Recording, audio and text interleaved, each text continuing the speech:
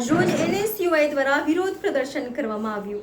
આજરોજ NSUI દ્વારા વિરોધ પ્રદર્શન કરવામાં આવ્યું. વડોદરાની MS યુનિવર્સિટી ખાતે ધોરણ 12ની પૂરક પરીક્ષામાં પાસ થયેલા વિદ્યાર્થીઓના પ્રવેશ પ્રક્રિયા શરૂ કરવાની માંગ સાથે આજરોજ અમર વાઘેલા પ્રમુખ વડોદરા શહેરની આગેવાની હેઠળ NSUI દ્વારા મેનેજમેન્ટને રજૂઆત કરવામાં આવી.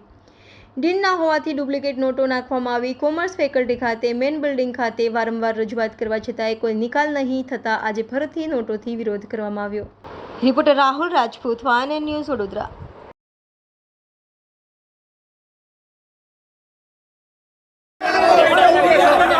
જે રીતે ગુજરાત સરકાર દ્વારા જે રિપીટર એક્ઝામ વિદ્યાર્થીઓ માટે જે એક્ઝામ લેવામાં આવી હતી એનું પરિણામ 15-20 દિવસ કરતાં વધારે ટાઈમ થઈ ગયું છે.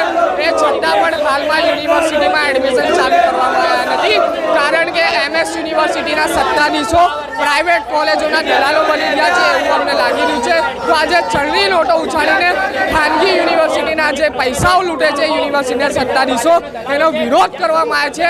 અને વડોદરાના જે રિપીટર વિદ્યાર્થીઓ છે, જે ગુજરાતની બહારના વિદ્યાર્થીઓ છે, એમને ન્યાય અપાવવા માટે આજે NSUI સત્તાધીશોની સામે લડી રહ્યું છે. જો તાત્કાલિક ધોરણે યુનિવર્સિટીમાં એડમિશન ચાલુ કરવામાં નહીં આવે તો NSUI દ્વારા રોડ રસ્તા પર રોકવામાં આવશે. Subscribe now and press the bell icon. Never miss an update.